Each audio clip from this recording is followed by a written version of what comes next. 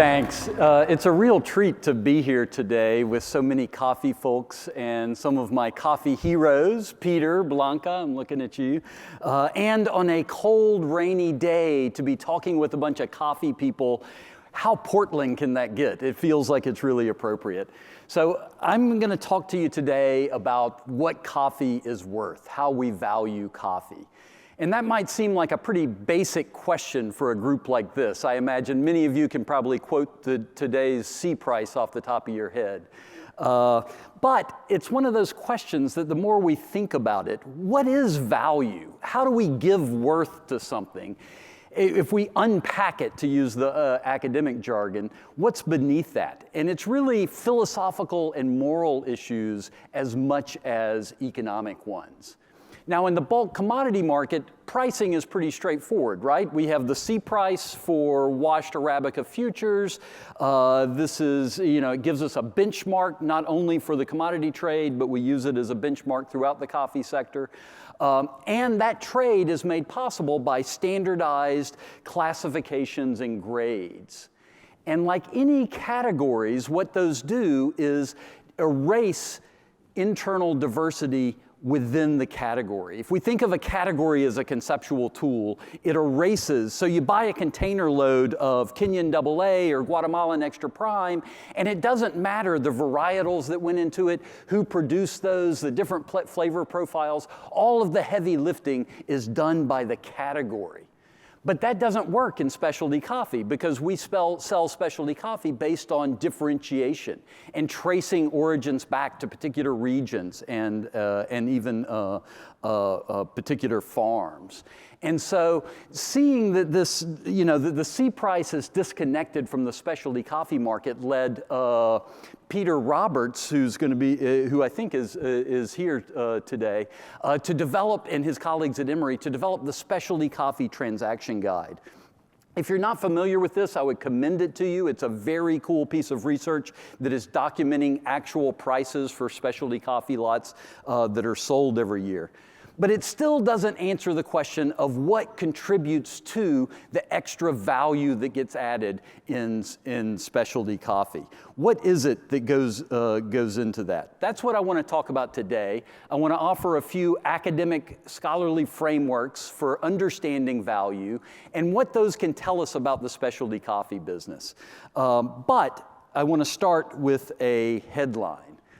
In July 2022, Legacy de Kale won the Ethiopian Cup of Excellence competition. 30 years old, half a hectare, smallholder, half a hectare of land, father of two. He was as surprised as anyone that his naturally processed varietal came in first place. And this is the kind of story that we love to hear from Cup of Excellence, right? A plucky smallholding farmer picked out of obscurity and made into something of a star. At least he has his 15 minutes of fame. The coffee cupped at 90.69 by the judges on the standard 100-point cupping scale. The tasting notes were lemongrass, bergamot, and lychee with a nice clean finish. So as surprised and excited as Legacy was from winning the competition, he was even happier at the subsequent auction where his coffee sold for one lot for $400.50 a pound, another half of the lot for $400 a pound. Amazing. Now, I think everybody here is probably familiar with the Cup of Excellence competitions. To remind you, they started in 1999 to reward farmers producing the very best beans, to pay a quality premium rather than the charity premium that fair trade offers, and to improve farmer livelihoods that way. They run competitions in 12 different countries. In the 2022 competition in Guatemala, a washed geisha from one of my favorite farms, El Incierto, in the Huehuetenango region, scored a 91.33 by the judges on the 100-point cupping scale. Tasting notes of jasmine, tangerine, and vanilla. And subsequently, that lot sold for $110, $120 a pound, half of it each way. So prices like these garner headlines, or at least Twitter flurries, because so many people still find it surprising that what they consider to be a kitchen cabinet staple can also be a luxury good. And what goes into making a coffee worth $100 a pound or $400 a pound, green coffee worth that much? The easy answer is quality. That's what we would normally go to. Quality is the reason we do that. But in this particular case, the Ethiopian natural scored a 90.69 and the Guatemalan washed a 91.33. So the Guatemalan, according to that metric of quality, the Guatemalan coffee was superior, and yet it sold for a fraction of the price of the Ethiopian natural. Scarcity would be another explanation, supply and demand, right? The less of a coffee there is, the more valuable it would be. But again, here we have 240 kilos, actually 480 kilos of the Ethiopian natural, and less than half of that of the Guatemalan, and yet the larger quantity of Ethiopian coffee sold for a higher price. So something is going on here. Economic textbooks tell us that supply and demand produces price, but that sidesteps the question of how demand emerges, the complicated ways that demand emerges, and how new value gets created. Now, if we could discover the source of value, we could all make a lot of money, right? That's maybe why you're here. And I'm sorry, I'm not going to tell you the ultimate source of value. The ultimate source of value, it's like, I don't know, it's like the fountain of youth. If we could find it, all of our problems would be solved. But of course, it's not that simple. There is not one determinant of value, but many different ways of determining different sorts of value. Now, once upon a time, it was thought that certain things had intrinsic value. And even today, many people believe that certain goods hold an inherent worth. I mean, think gold, gold, silver, diamonds, cash maybe, although I think cryptocurrency has kind of eroded that.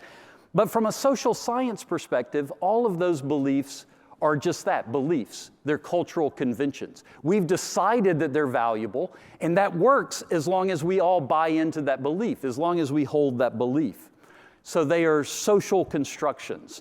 And in the end, all forms of valuation are likewise constructed that way and based on social conventions and moral positions.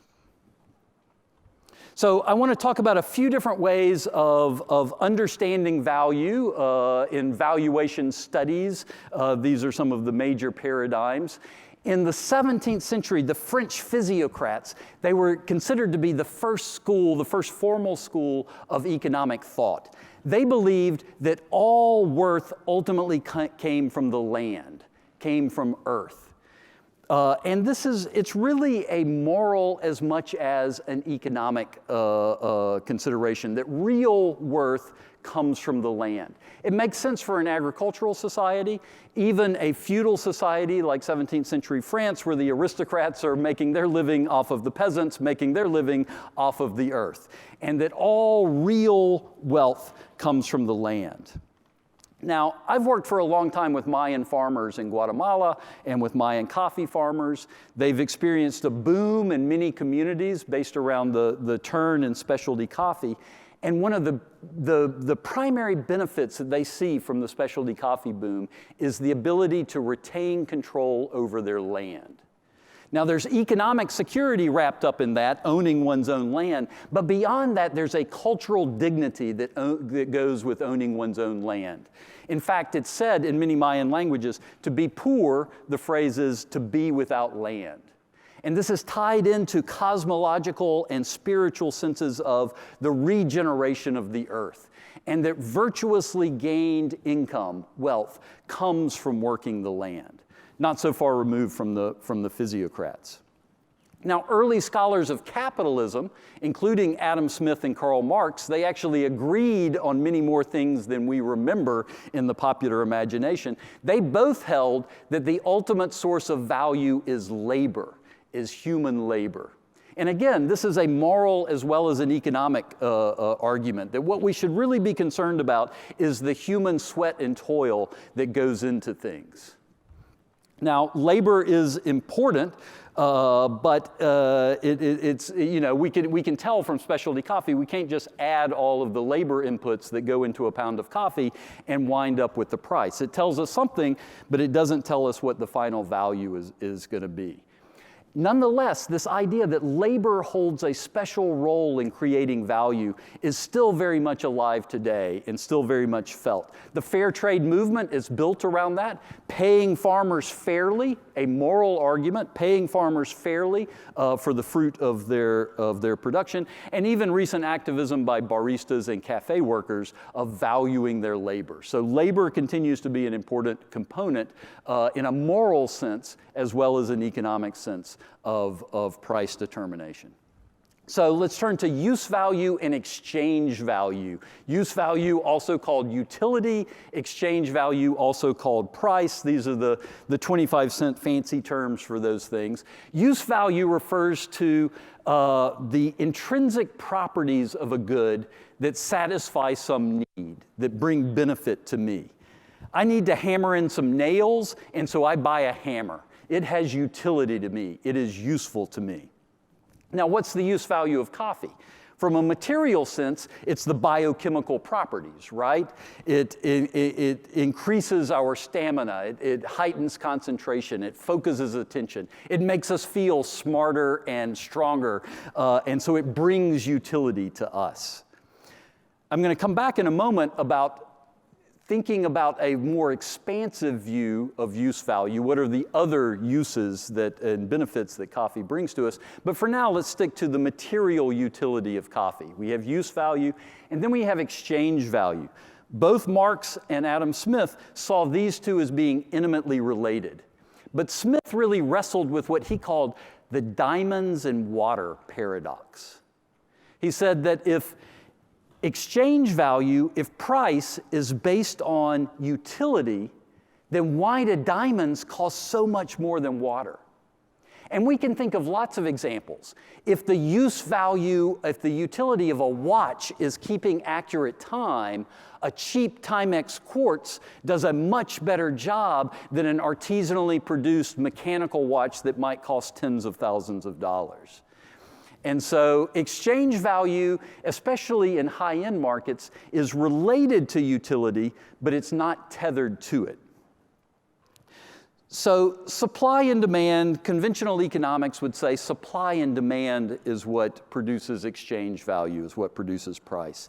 And that's certainly true of mature commodity markets. The sea trade, for example. There's a rust epidemic in Central America or a drought in Brazil, production goes down, prices are going to go up because demand is fairly inelastic. But not everything scarce is valuable. There is an appeal of novelty and the unique, but beef tongue is scarcer than filet mignon. You know, kidneys are scarcer than ribeyes. And yet we've decided that filet is a higher quality cut of meat. And I say it that way, we've decided that too is a cultural convention. Not everyone in the world would agree with us that filet is the higher quality cut of meat. But we can come to the conclusion from that we pay more for quality. And that makes sense to a degree, except you remember the initial example with Legacy. His quality score, in terms of a cupping score, was lower than the El Injerto geisha, but it sold for more. A few years ago, some colleagues and I, with the help of Blanca Castro, conducted a study in Guatemala, the Huehuetenango region of Guatemala. And what we did was we collected green coffee samples from a couple of Cup of Excellence placing farms, and then we collected green coffee samples from mostly indigenous smallholders producing in the same region around those farms. So same elevations, same soils, same microclimates, virtually everything's the same. We take those to Ana Cafe, the National Coffee Producer Association in Guatemala. We have them roasted and blind tasted, and these small-holding indigenous producers were creating coffee that was scoring, for the most part, above 85 to 90. So in the same range as those Cup of Excellence farms. And yet their farm gate price was almost a quarter of what the Cup of Excellence farms were able to garner. So something else is going on here than just paying for cupping quality. So let's come back to this use value. What if we considered use value more expansively than just the biochemical properties of coffee? What are the benefits that coffee brings to us? You know, it facilitates social interactions. Maybe it allows for us to express an ethical or an environmental concern. You know, there are all of these benefits to coffee, how it feeds into our identity. I'm the sort of person who drinks this kind of coffee. So all of these things are important, and that led the economist Carl Menger to develop this idea of subjective value, that the real value of something is its value to me. It sounds a little tautological, but it led him to develop this idea of marginal utility. Another of the same thing is worth less to me. Okay, I needed to hammer some nails in. I bought a hammer.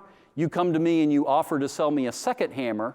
Its value to me is much less, approaching zero. Independent of the labor that went into it, any intrinsic value, its utility as a hammer, to me, it doesn't have as much value. Now, beyond marginal utility, I think we can apply this to coffee for the many different ways in which coffee speaks to people emotionally and socially and culturally. And these are meaningful ways it brings value to people to feel a vicarious connection with the producer, to feel like they're pushing a moral project forward. And sometimes people, going back to Jen's comments about we need not be cynical, a cynical view would be, well, that's just marketing to make some more money. But for consumers, this is meaningful. It brings them a benefit, even if it's not a material benefit. So in the end, there's no, looking for a single source of value is futile. And I think Vaughn's talk sort of led up to this in so many ways about uncertainty. Creating something new out of whole cloth, you don't know what that is going to be. So looking for a singular source of value is futile. There are many sources of value. And that's part of the reason why I'm really excited to learn more about the SCA's new coffee value assessment tool. I think that it embraces and recognizes that variable sorts of value, and is a super innovative thing that y'all are doing. At the same time, as a good academic, I always worry about what gets left out. What's too hard to measure to put into a model? And I think that these models, valuation tools, the different perspectives on value that I've presented today, these can be helpful. They're illuminating. But it doesn't replace the creative work that many of you here do. And that is bringing together different senses of worth into a particular configuration that creates new value. That's an alchemy. It's an art. And that's something that an algorithm or a formula can never replace. And so to end, let me just say that is the realization that we all are creating value and not just finding value should empower us. Empower us to make coffee that's better to drink, but also coffee that's better for the people who grow it. Thank you very much.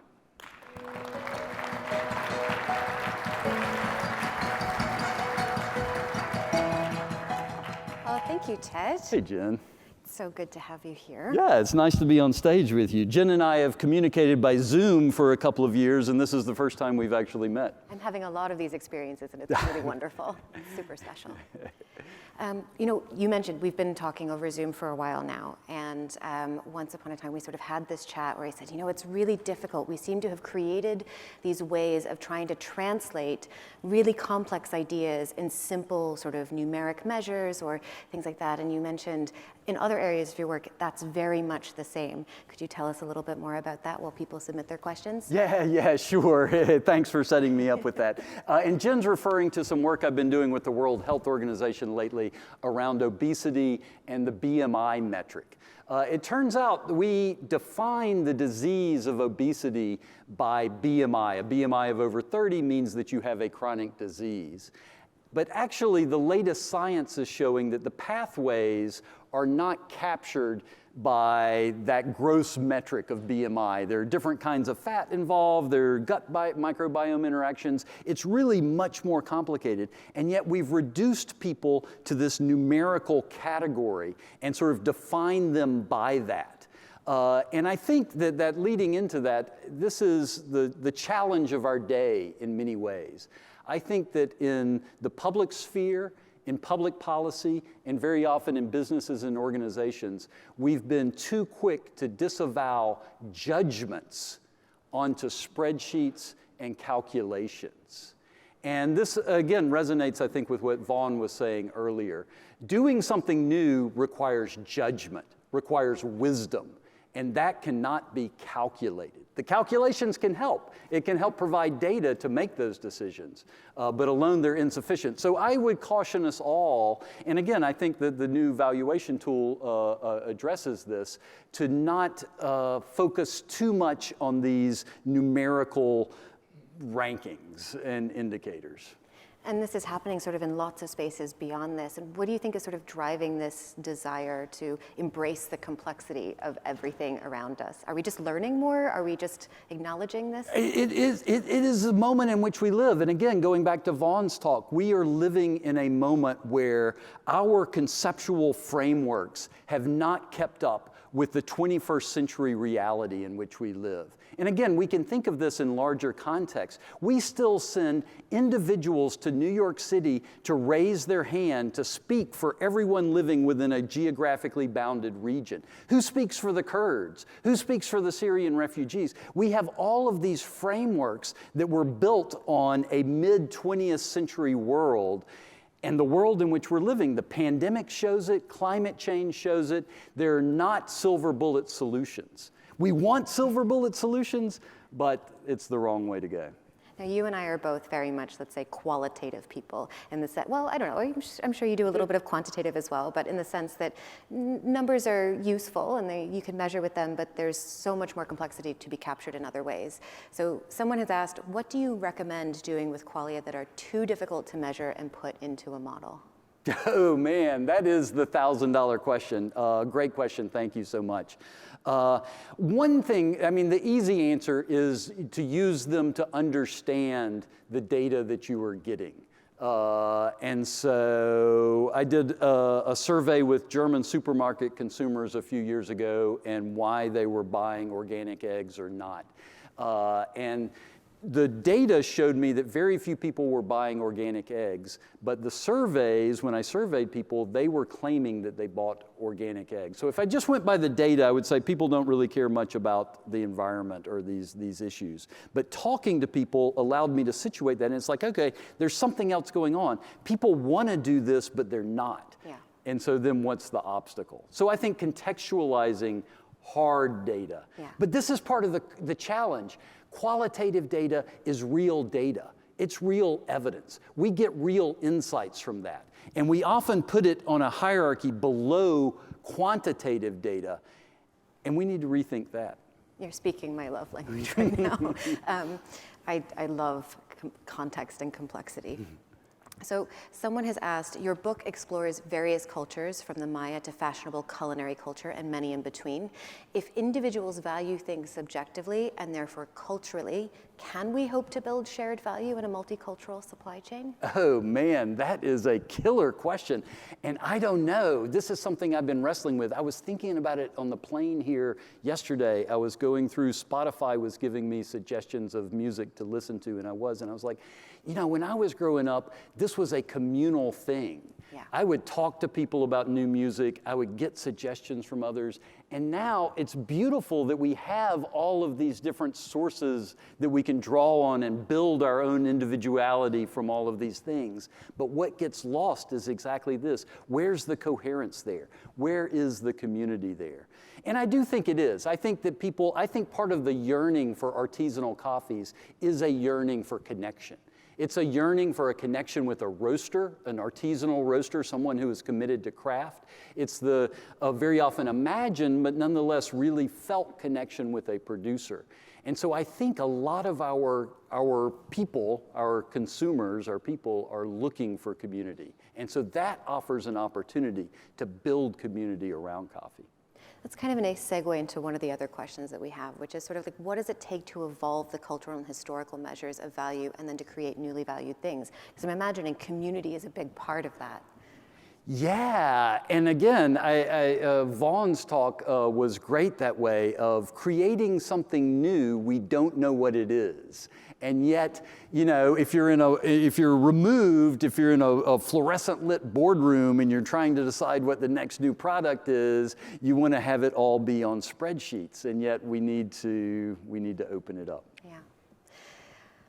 Here's another one. Often the consumer is not even aware of the scope of possibility. We often think they don't even know what they like. How do we safely navigate the gap between what we want to teach or serve and what the consumer thinks they want to purchase or experience? I love this space, and whenever I go into artisanal coffee shops, I always hang back in the line for a while and look at the interactions of the roasters and baristas with the customers.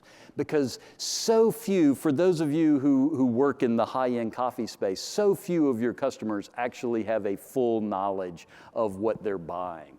And I love that kind of back and forth. And I do think it is a process of education and finding common ground. And you do have to educate the consumers. And you do have to train your baristas to educate the consumers in a way that meets them where they are. A lot of consumers, you all know this, you've heard this before, I hear this from friends. You know, when I tell people that I study coffee, everybody apologizes for the coffee they're about to order. Yeah.